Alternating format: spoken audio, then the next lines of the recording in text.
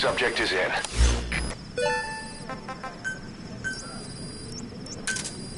Roger.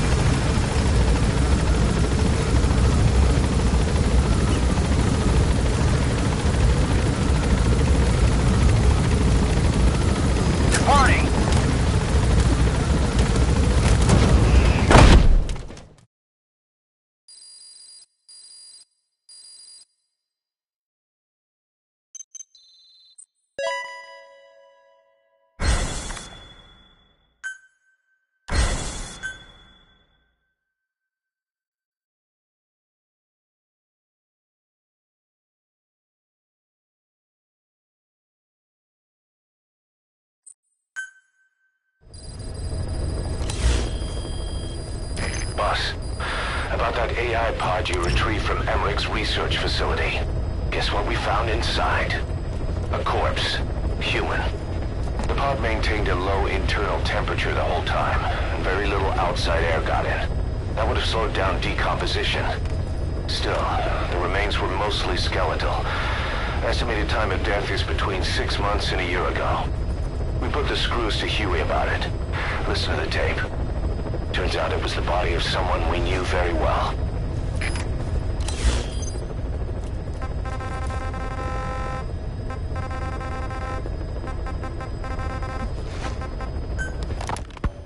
Fine. Yes, Strangelove was doing AI research in that lab. Why hide that until now? Okay, so what? I wasn't working alone. You've got to understand. You do understand, right? I didn't want to drag her into this. It's my load to bear, alone. So you didn't create the AI intended to drive Sahelanthropus. It was Strangelove. Skullface was never in favor of AI control. So naturally they argued. Strangelove, she got him angry and he killed her. How? You didn't see it? So you found her inside that pod after the fact. And you just left her body to rot in there. Or perhaps you put her in there afterward. I asked him not to take her away from me. So she was killed by Skullface, but you asked nicely, and he put her body in the AI pod for you? That's right. Pathetic. You know, we have another idea. That you killed her. What, me? Oh, I couldn't kill her. You killed her and locked her body in the pod. I wouldn't. Don't treat me like one of you. I can't just kill anyone whenever I feel like it. I'm a normal human being. Oh, I see. So you just shut her inside and waited for her to die. I would never do that. What, you mean she killed herself? Yes. She climbed inside that pod and shut the door. It can't be opened from the outside. It was suicide. Suicide, I said. She killed herself. She got in when I wasn't looking and suffocated. She'd often try to do things like that.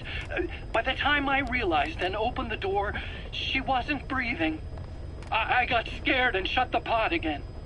I couldn't bring myself to open it back up. That's right. Me? Kill her? What is wrong with you? I see. Just tell me one more thing. Haven't you gotten enough today? Okay, I see it's a painful memory. You don't have to answer, just listen to the question. You see, we examined her remains. She had a scar on her lower abdomen, a surgical scar. It had been stitched up and had fully healed, meaning it was long before her death. She had a child, didn't she? Your child. Where's the kid? How should I know? So there is a child. I've never seen his face. What do you take us for? They took it all. Even my child. I didn't even know he'd been born. I lost everything. How old would he be? It's 4 years since then. And you know it's a boy. Strangelove said so. And his name? We called him Hal, even though I never saw his face.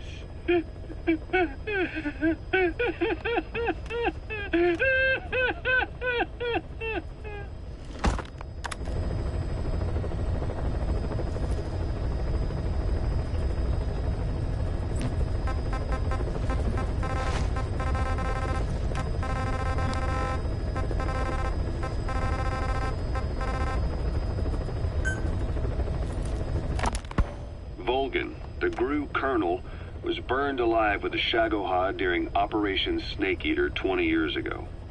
Despite suffering severe burns to his entire body, he still clung to life. After you left Seleniarsk, Volgan's body was taken to a research institute in the outskirts of Moscow, but modern medicine couldn't explain why he was still alive. Not that the Colonel was any ordinary man to begin with. That constant electric current he had running through his body that he could unleash at will, to be honest, I was always uncomfortable around him. Thought I might get electrocuted just by standing nearby.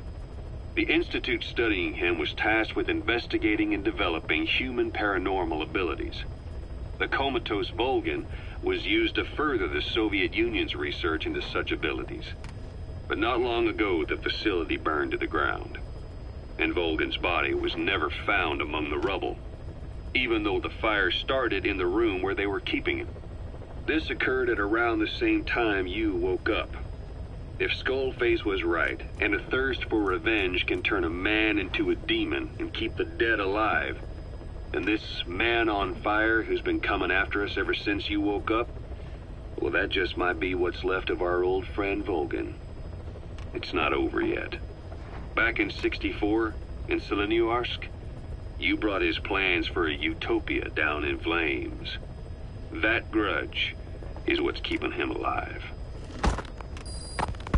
The day the research facility holding Volgan burned down, a Soviet jumbo passenger jet happened to crash nearby, far away to the north of that hospital in Cyprus. On board the plane was a young boy who was being studied at the same facility. The plane fell to Earth from over 8,000 feet, but the boy's body was the only one not recovered. At almost exactly the same time as the crash, Volgan awoke in that facility. According to the Research Institute's documents, the gifts this boy demonstrated included psychokinesis and telepathy. To protect his mind from being inundated with other people's thoughts, he always wore a kind of gas mask. A rudimentary form of psychic insulation, apparently. We don't know where this boy is, but if Skullface is connected to him, we may cross paths with him yet. This boy is part of a new age where nothing we understand about the world makes sense anymore. Don't let your guard down.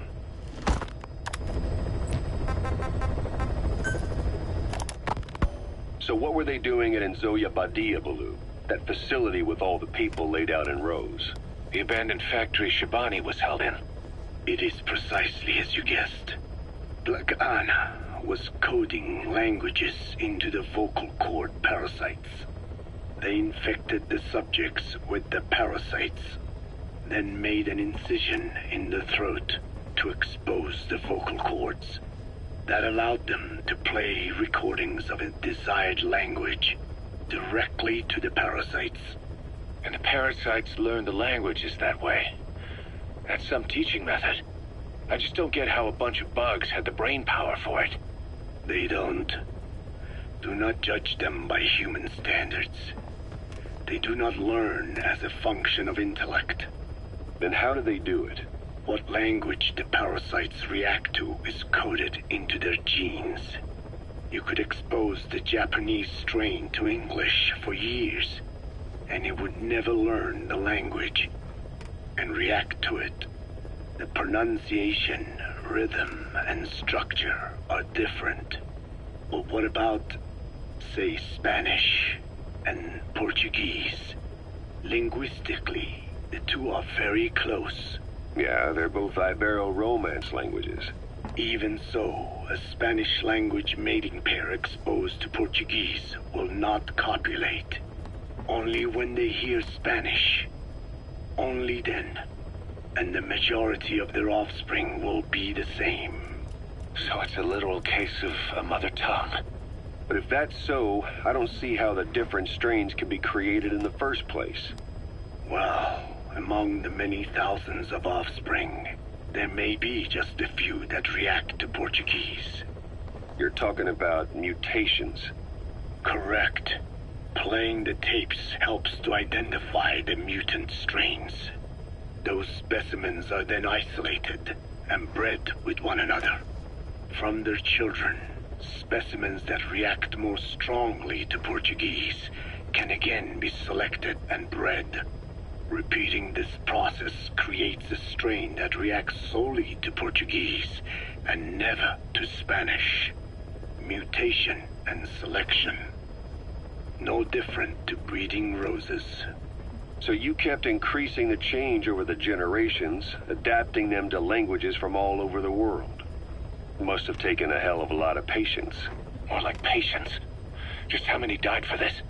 There's something I still don't get.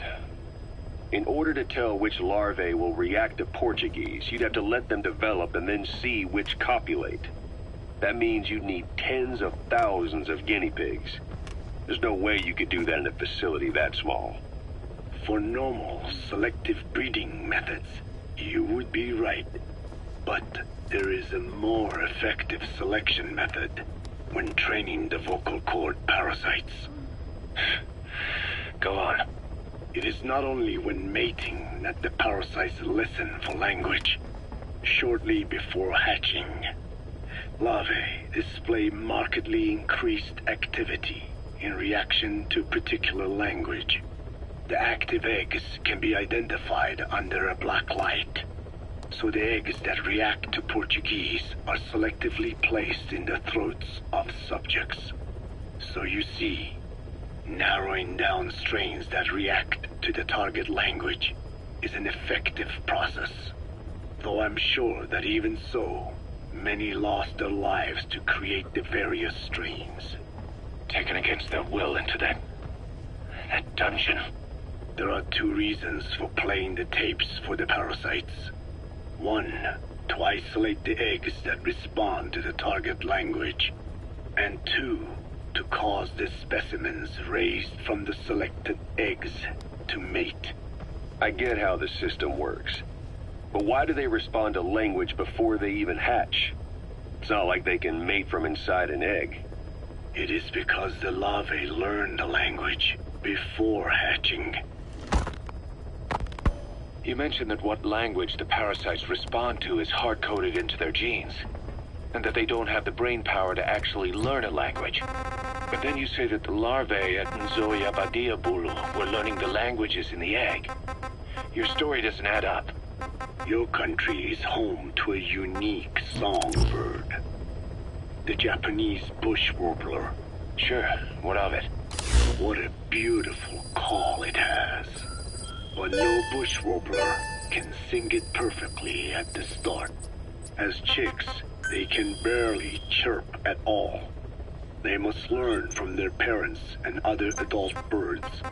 Only then can they sing properly and attract females. So naturally, there are individual differences in each bird's call.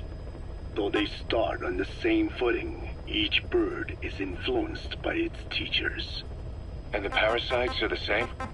Like the birds, the parasites have a genetic predisposition towards a particular language. But while in the egg, the larvae's ears are tweaked by listening to the voice of the host. This tweaking ensures that the grown parasites will react better to the host's speech pattern. Why would they have an ability like that? Well, there are distinct regional differences within even the same language. Rare is the language that has no unique dialects. Yes, learning the host's speech pattern before hatching attunes the larvae to whatever twist of pronunciation it will encounter. This adaptive ability is what makes them so formidable. I see. So a language requires selective breeding, but the parasites can learn dialects by themselves. Of course, having the egg-stage larvae listen to the tapes in the factory was not meant to teach them. It was more important to use that trait of theirs to identify the mutated strains. As I mentioned earlier. Is that really accurate enough to use as a weapon? You could wipe out a neighboring ethnic group by accident if their pronunciation is too close. What you say is true. In that sense, they are imperfect as ethnic cleansers. But for his purposes, they are good enough. His objective was not to exterminate any one ethnic group, but to render the world's lingua franca, English, inert.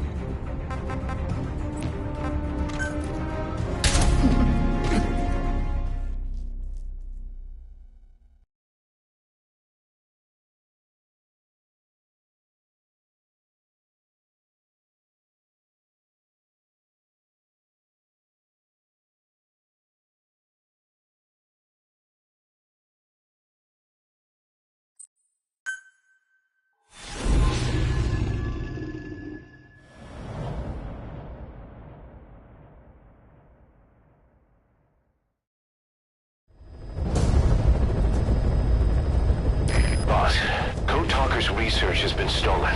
The research materials have been packed into 2 containers and hidden in the jungle southwest of the mansion. Enemy extraction choppers will be there any minute. You have to find and retrieve those containers before they arrive. That area is being guarded by zero-risk security, and their client is XOF. If the choppers make off with the containers, that research will end up in Cypher's hands. That cannot be allowed to happen. One other thing, boss. We need a cargo-capable Fulton extraction device to recover the containers. Use your iDroid to order its development and have it dropped in. Be careful down there, boss.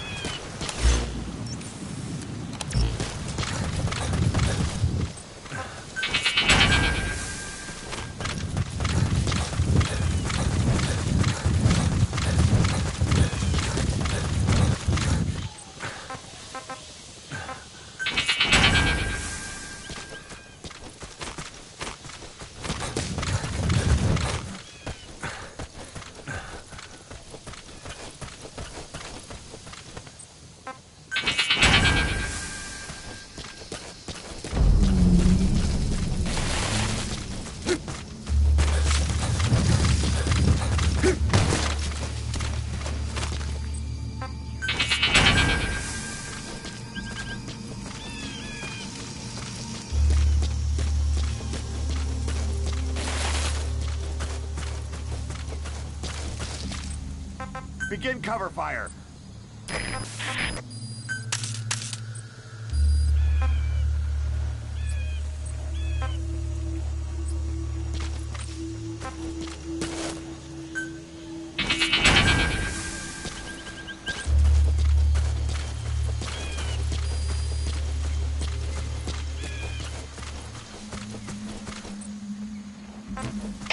Alle eenhede, speciale waarschuwing. Verdedig je posities. Uit. Boss, looks like they're stepping up security around the target. Watch yourself.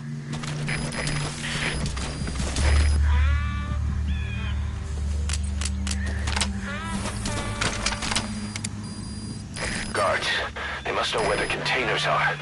If you can just squeeze it out of them.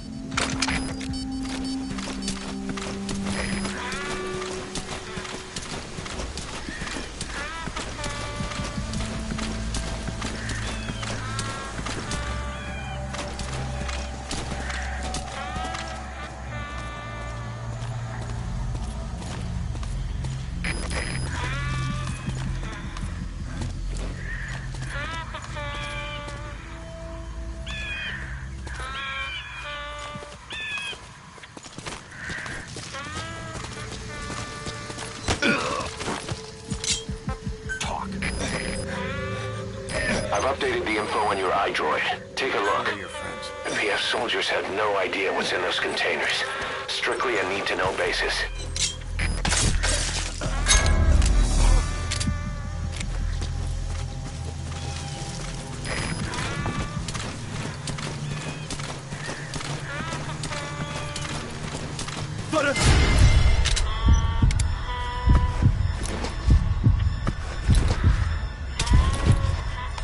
Payando Hakota! Puto!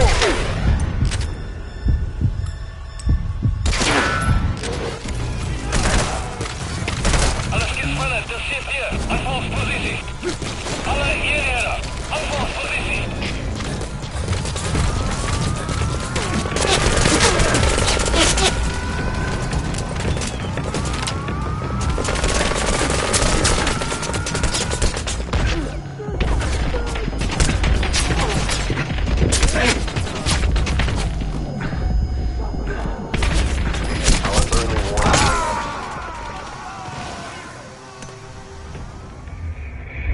kidding around. Snake?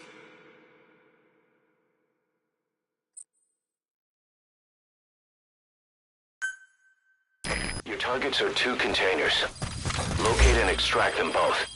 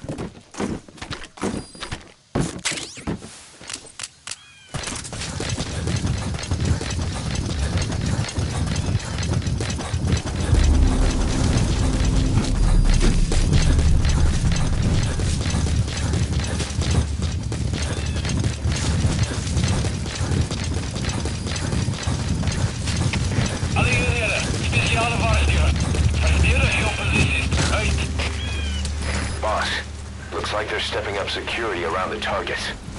Watch yourself.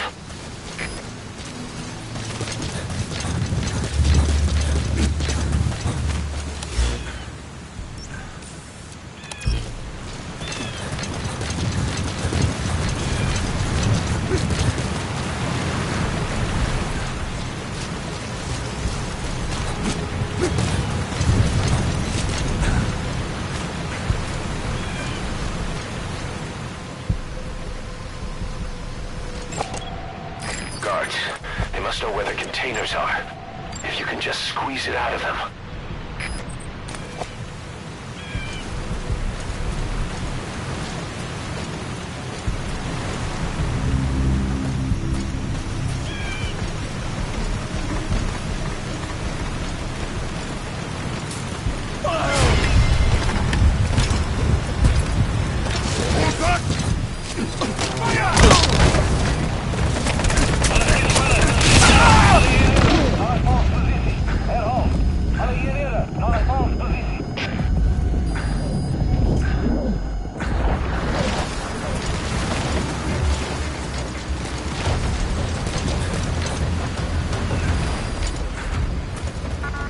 Boss, leave the intel files till later. The enemy's on combat alert.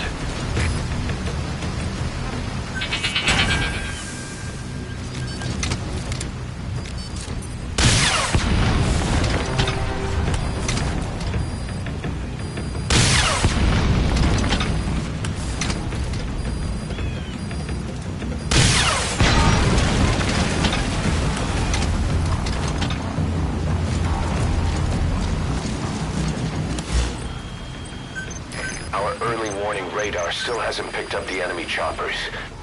But it's only a matter of time before they arrive.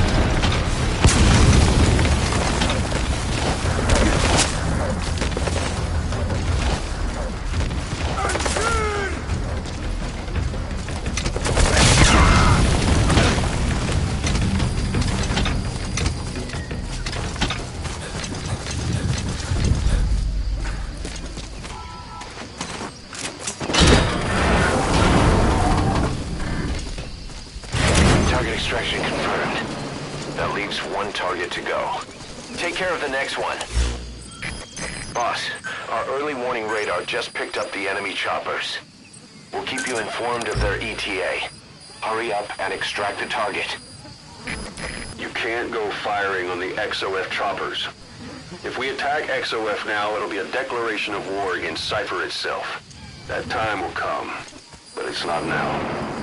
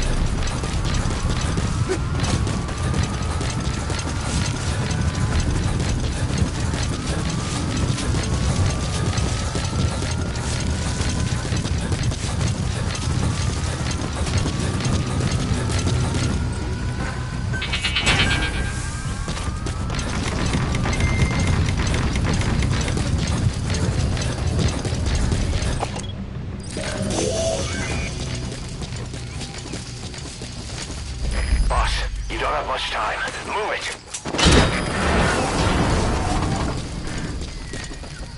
All right. Target extraction confirmed. We've avoided the worst possible outcome. Exfiltrate the area. Go ahead and call the chopper. You can also exfiltrate the mission area by land.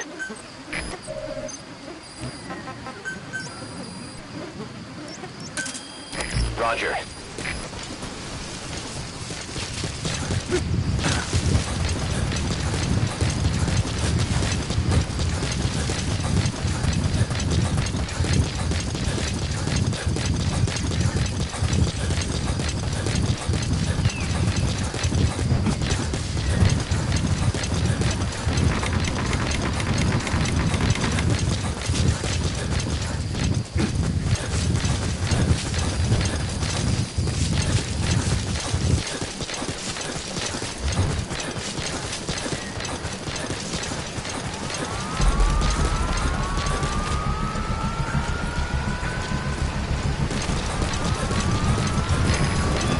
Arriving shortly at LZ.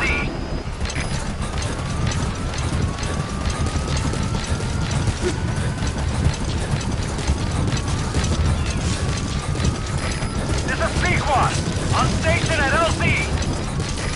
Cover fire, in hot.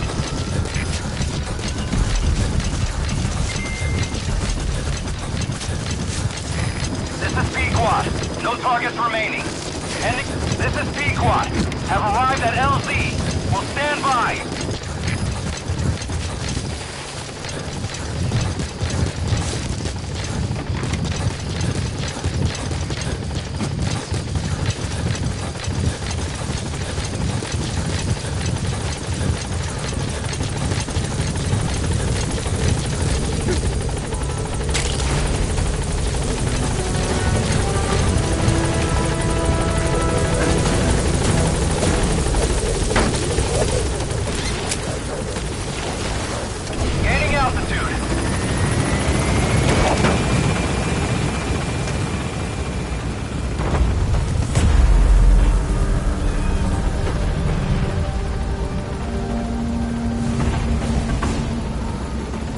Departing! Alright, you're out of the hot zone. No enemy forces in pursuit. Mission complete.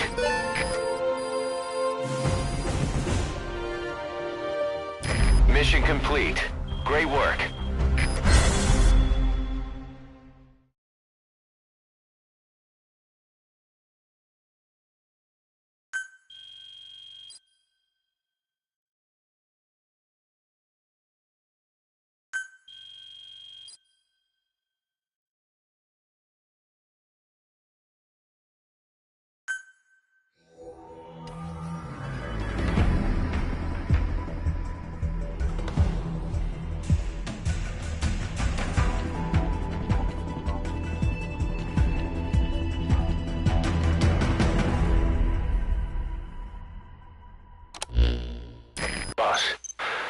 Code Talker's research materials back in one piece.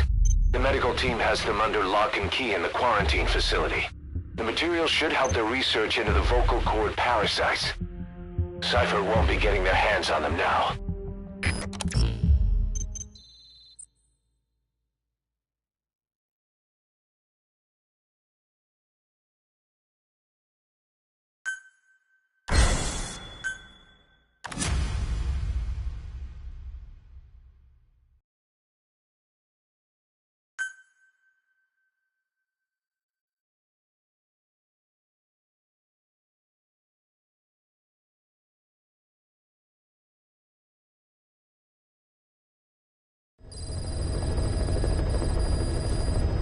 Boss, I've updated the mission list. We've received some new job offers. The details are on your iDroid. Boss, some of the kids we've been keeping here have escaped. We don't know why they ran off, but it may have something to do with Ralph's death. The intel team's looking for them as we speak. I'll add information to your side ops list as it comes in. You need to locate and secure those kids. I'll try to find out what happened.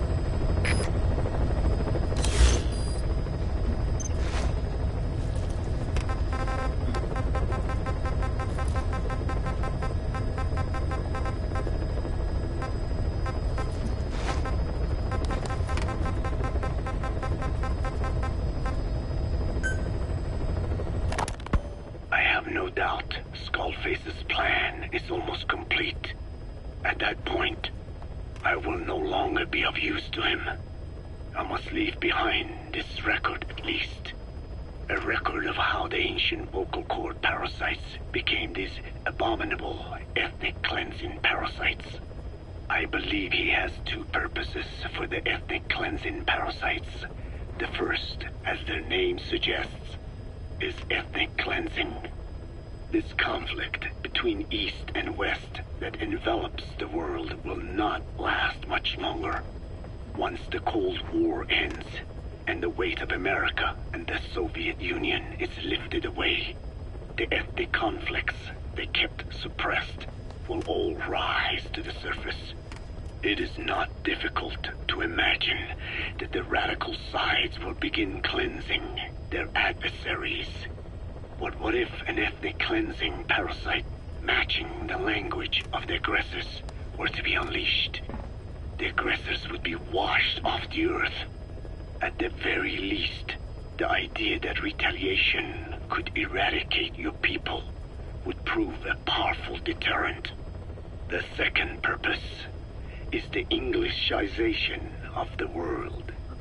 To cipher the organization, this is probably their main use. Man thinks in words, or rather, words are man's very means of thinking. If you erase a word representing some concept, the concept itself disappears from the world. Nishone means beautiful in Navajo, but the image that comes to mind when we say Nishone differs from the Blagana's beautiful. An azure sky, a rolling landscape, lush greenery. The meaning we place in Nishone has its roots in Dene culture.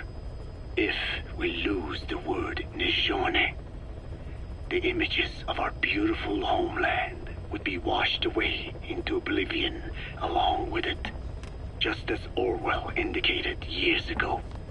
Cipher, being based in America, is pushing Englishization for this very reason. Suppose all 5 billion people on this planet come to read, speak, and think in English. Their wills could also be streamlined under English. Cipher's control would be all the easier. Economic governance would progress in leaps and bounds. The ethnic cleansing parasites would be a great aid in accomplishing this goal.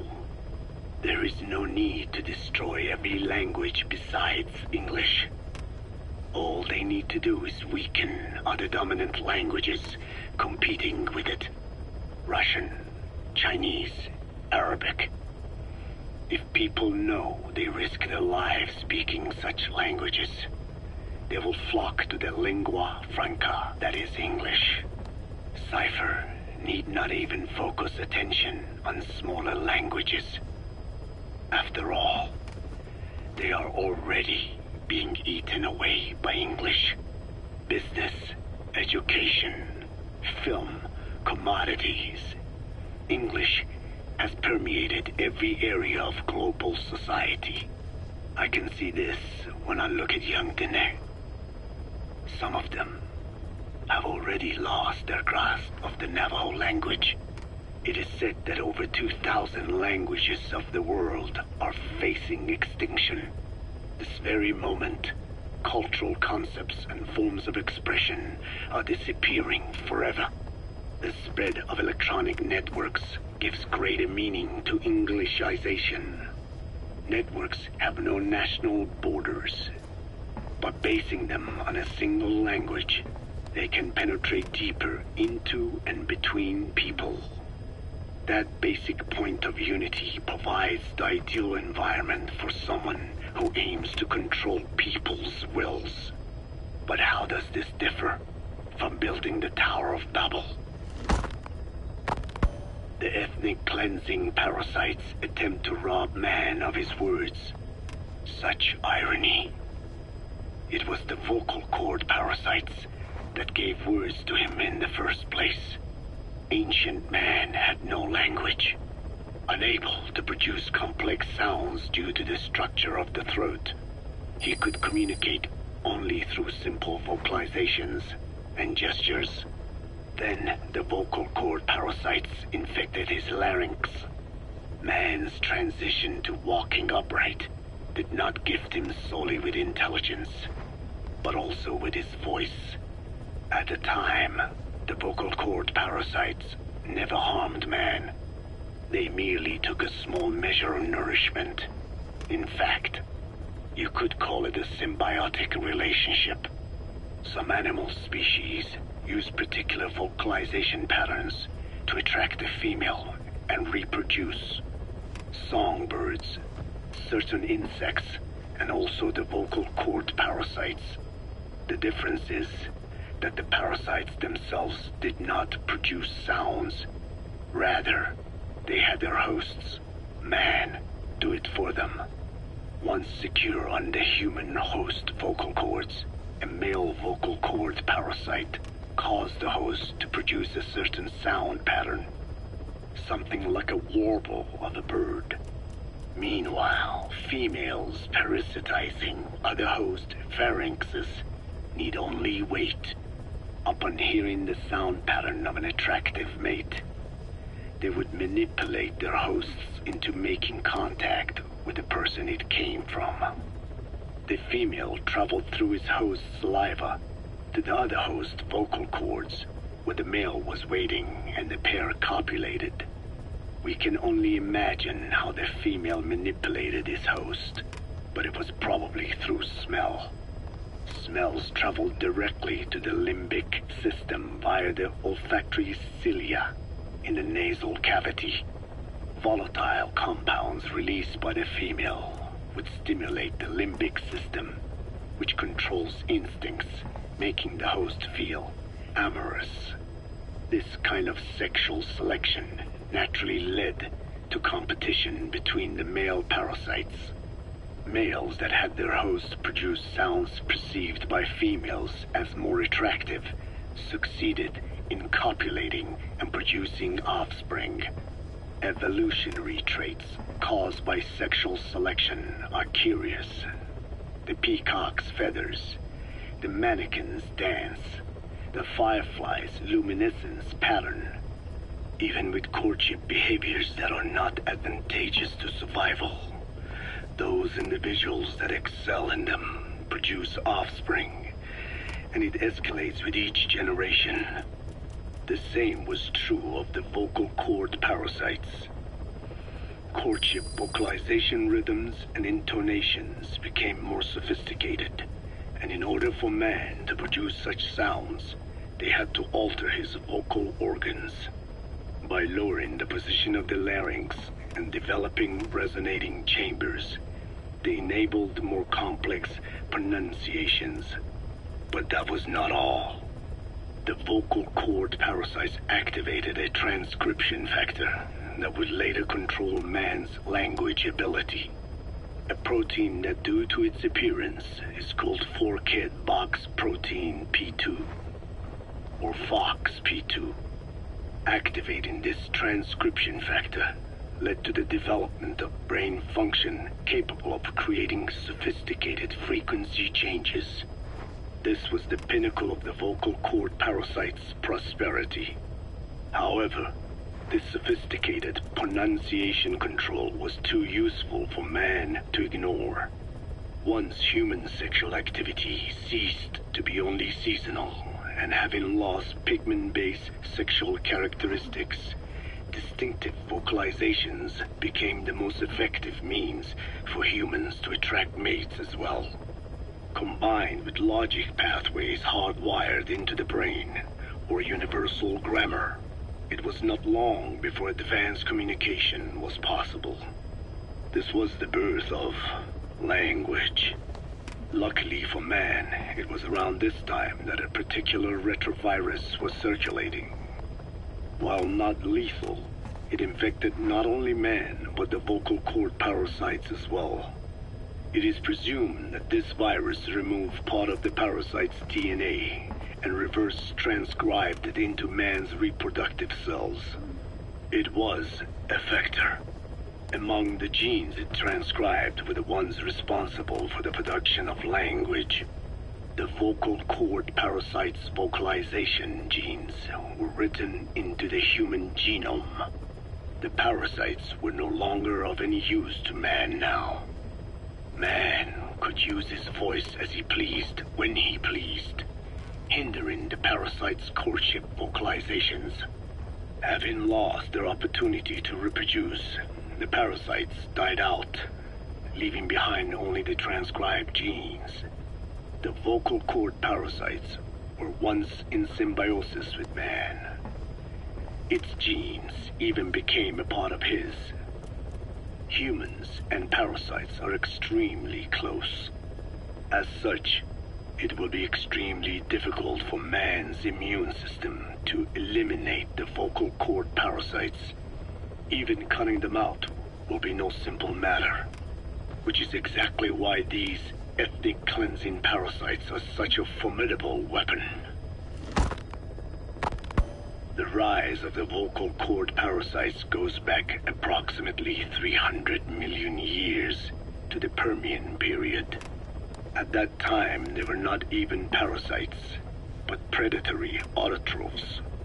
They are believed to have been the common ancestor to the pentastomida and the cyclops genus of copepods.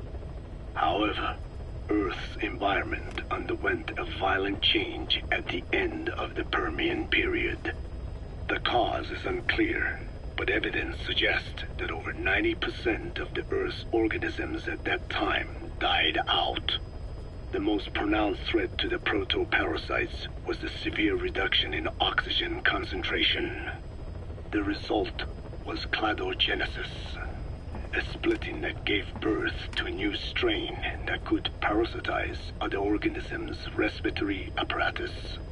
This survival tactic helped lower their oxygen consumption, and inhabiting the throat kept them securely in contact with inhaled air. The best survivors were those that parasitized the reptiles that flourished at the time. Entering the Triassic period, the reptiles evolved into dinosaurs, and the proto-parasites shared in their success. Dinosaurs developed respiratory organs called air sacs to adapt to the low oxygen environment. These in particular helped the proto-parasites thrive. But another trial awaited them. The end of the Triassic period saw another drastic change in the Earth's environment. For most parasites, the male and female take the same host. Many are, in fact, hermaphrodites. Originally, the vocal cord parasites were as well. But for any strain to ride out a severe environmental change, it must secure a steady pool of genetic diversity. Another split. Now of the newest strain procreated with mates found in other hosts. And in order to increase its encounters with those mates, the new strain utilized the voice of its host. They came to inhabit the host's vocal cords. This truly was the birth of the vocal cord parasite. The parasites developed the host's pharynx to form resonating chambers and used them to produce sophisticated mating calls. The relatively upright posture of the dinosaurs was important in this, because the crooked L-shaped pharynx was more suited to the development of resonating chambers. These developments ushered in a time of great prosperity for the parasites. But for the third time, the parasites had a major hurdle to overcome. The meteorite impact at the end of the Cretaceous period, which spelled the end of the dinosaurs. With their hosts extinct, the vocal cord parasites had no option but to find a new habitat. Birds. As genetic successors to the dinosaurs, with functioning air sac apparatus already in place, birds were the perfect choice. But the parasites could not survive in birds that flew at high altitudes with thinner air. So they parasitized ground-dwelling birds and altered their respiratory system for the sake of reproduction. They gave the birds the means to produce sophisticated sounds. The syrinx responsible for chirping. This is the proof that points to activation of FOXP2 in songbirds as well as humans. The Cenozoic era began with a rise in oxygen concentration, which helped mammals to evolve and increase in size. The parasites then shifted to humans as a more effective host. Humans' bipedal upright walking meant that our throats could support larger resonating chambers. At first, vocal cord parasites entered humans using birds as their intermediate host.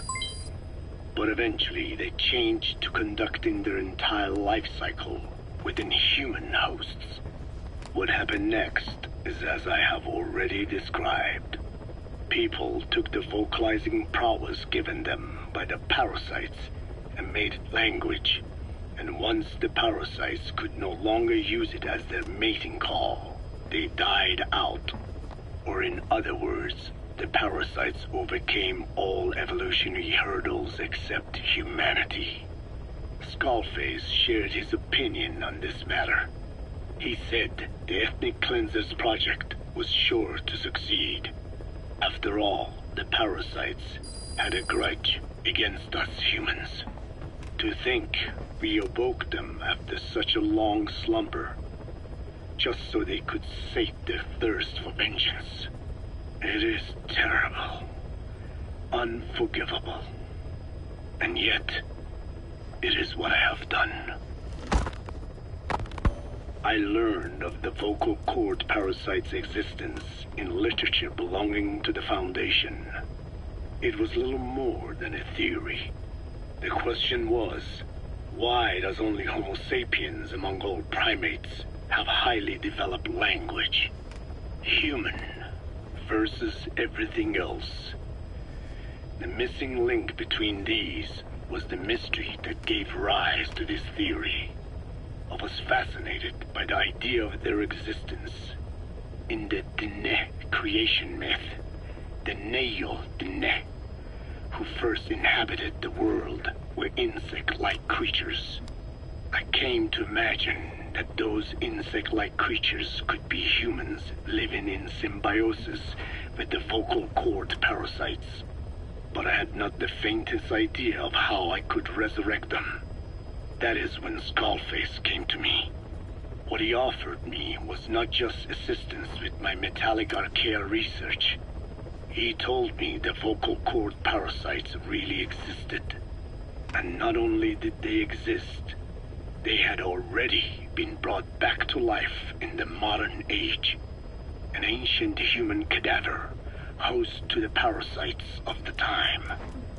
Cypher excavated such a cadaver from a permafrost region and isolated the DNA coding of the vocal cord parasites. Naturally, they were long dead and could not be brought back, but there was an alternate vessel they could use.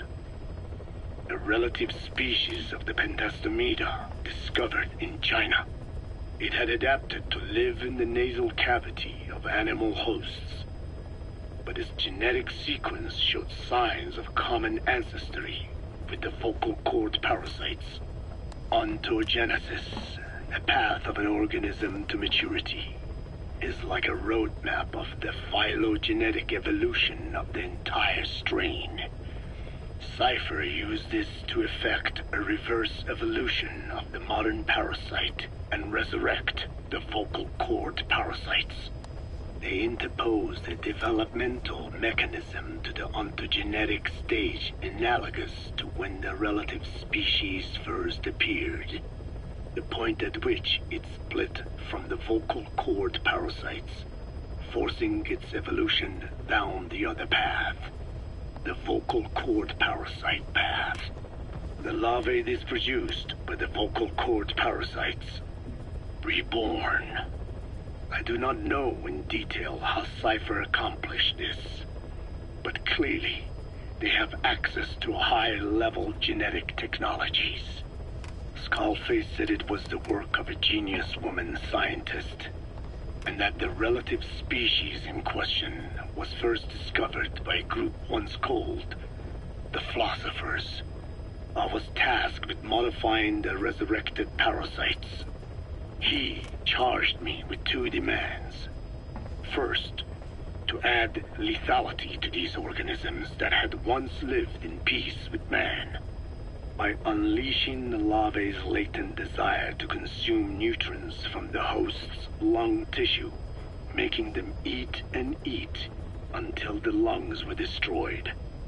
Second, to have both male and female inhabit the same host and copulate then and there only when exposed to specific pronunciations continuously over an extended time.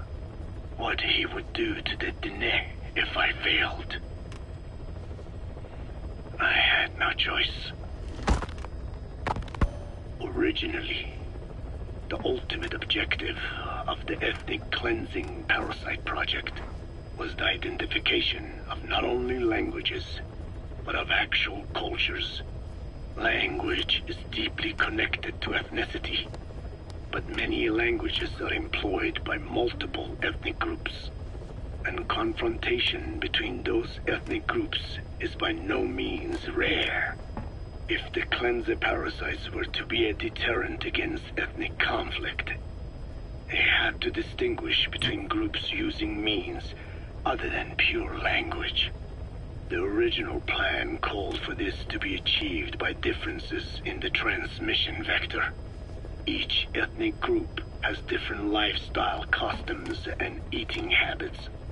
For instance, parasites living in shallow water and taken in through the skin could be used to target rice farming groups, or parasites using cows as their intermediate host would be ineffective against cultures that abstain from eating beef.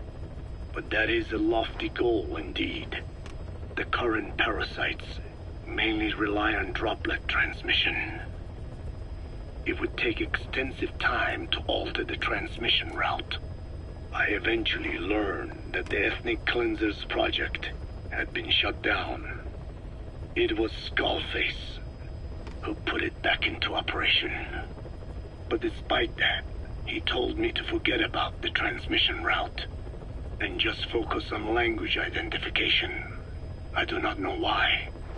I understand that the Chinese philosophers who discovered the relative species of parasite originally planned to develop a phonogrammic alexia parasite. The left temporal parietal region is home to the part of the brain that identifies the phonetic symbols of the English language. They wished to create a strain that would parasitize that region and and suppress its literacy functions. The brain area responsible for identifying the logographs of Chinese, meanwhile, is in the left middle frontal gyrus, meaning that even if native speakers of Chinese were infected with the parasite, the literacy would be unaffected. Old and new, east and west, there is no limit to the delusions of those in power. But this delusion threatens to become a reality. I have to do something to stop this. There must be something I can do.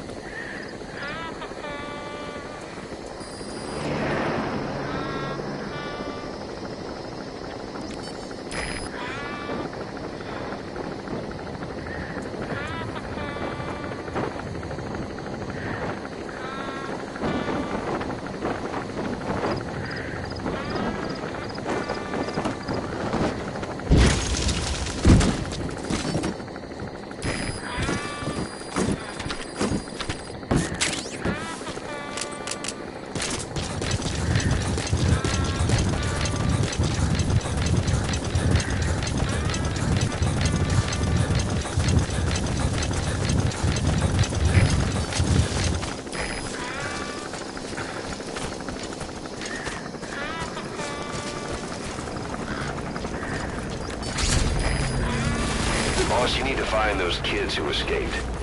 Fighting's still the only way of life they know. If we don't bring them back, they'll just end up getting killed. Boss, if we develop a child-sized Fulton recovery device, you'll be able to extract those kids. Send the development order from your iDroid if you need it.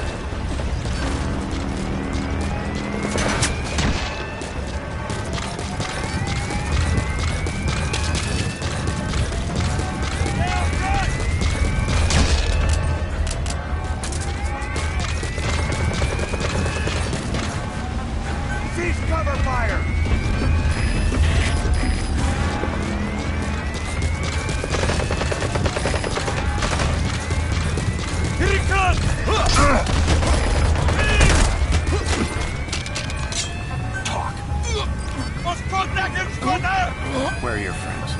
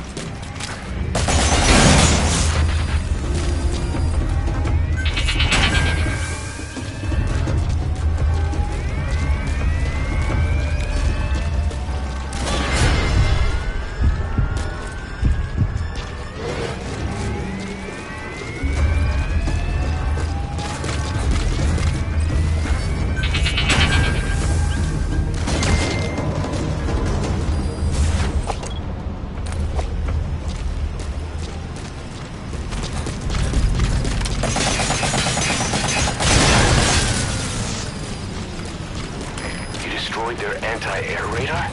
It wasn't one of the targets, but that's put a hole in their air surveillance. The chopper will be able to get in close now. You can designate a landing zone near the outpost.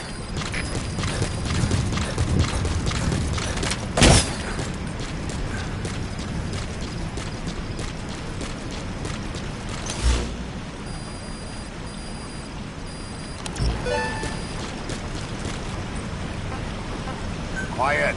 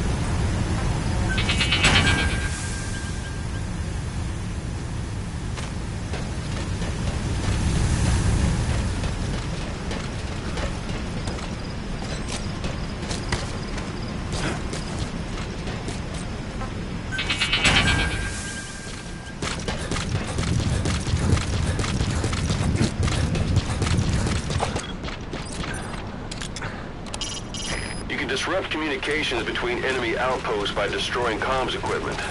That'll prevent one post from sending reinforcements to another.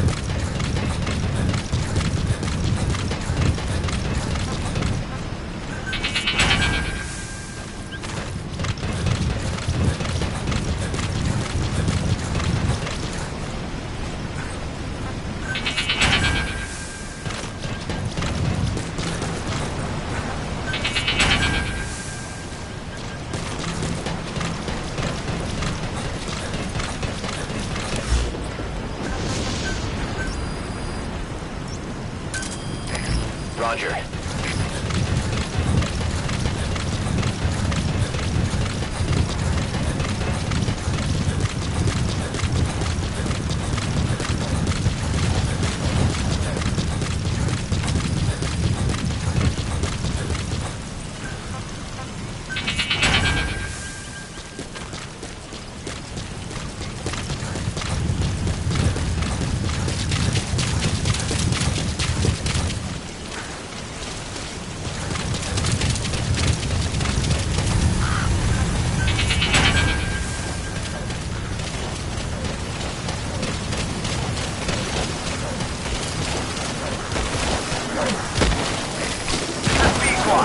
Arriving shortly at LZ.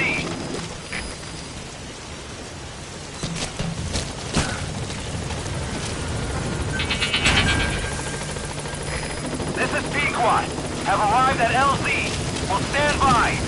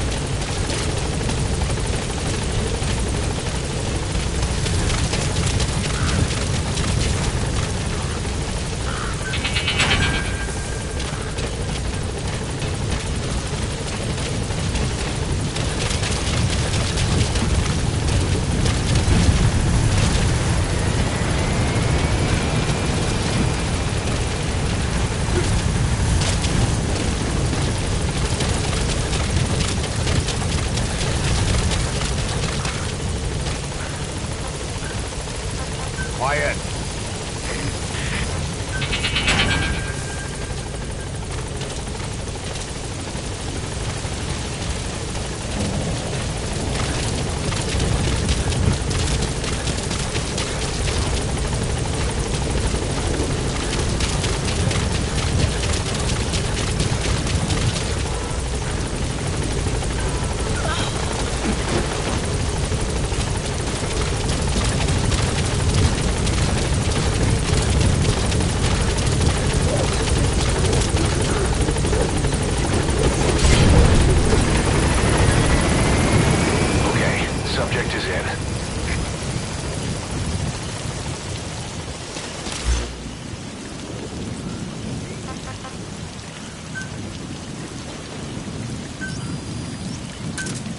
Roger.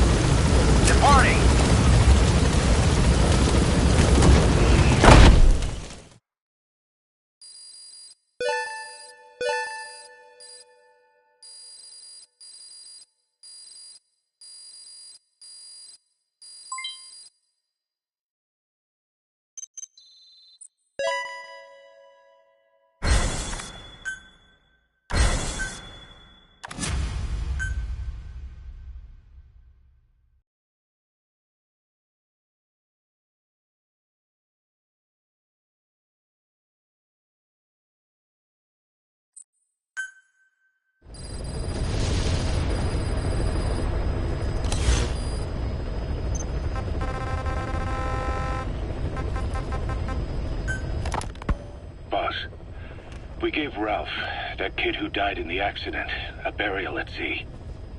The man in charge of that facility has been severely punished. But ever since, the kids have been acting strange. It's obvious they've lost their trust in adults. I was getting reports of them ignoring the staff, or getting insolent, and even violent. And a few days later, several of the kids did a disappearing act. They snuck into choppers and shipping containers and got off base. Why? Your guess is as good as mine. These kids were born in a war zone and forced to grow up as war fighters. If they're left alone, war is how they'll die. But I thought we showed them there are other reasons to live. I never liked having children on Mother Base. But the thought of them going back to the battlefield and picking up their old lifestyle is something I can't stomach. It makes me think of Chico, 9 years ago. We have to get those kids back. Hell, they know too much about our operation. I never expected even the kids to betray us. Snake, you remember the White Mamba? Of course, he's been going by Eli since we brought him on base. He was the leader of the child soldier unit we took out of that village and into our protection. Well, according to the kids you brought back here, all the escapees were especially close to Eli.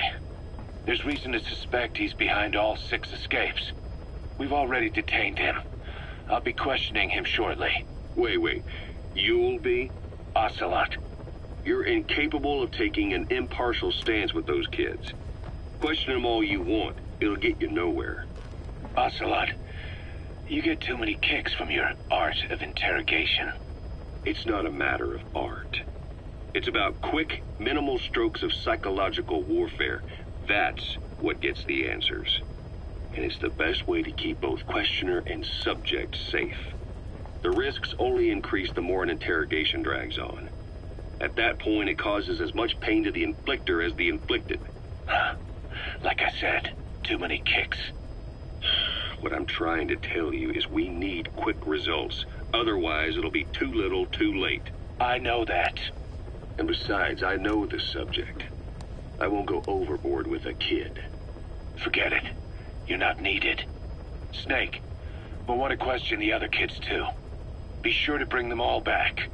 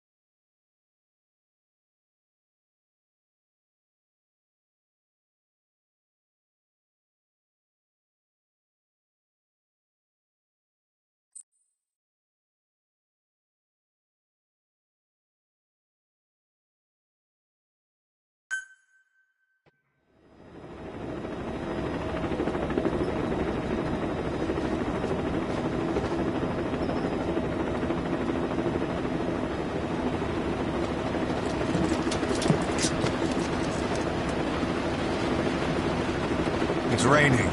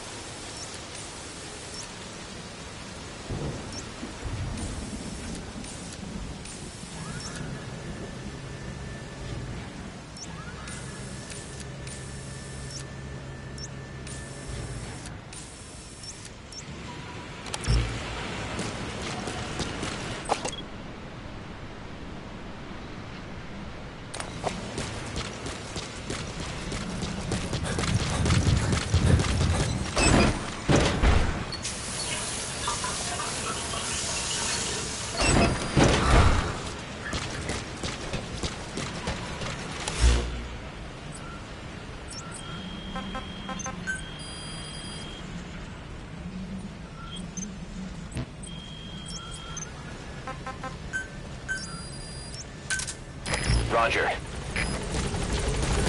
Welcome back, boss. This is Pequod. Arriving shortly at LZ.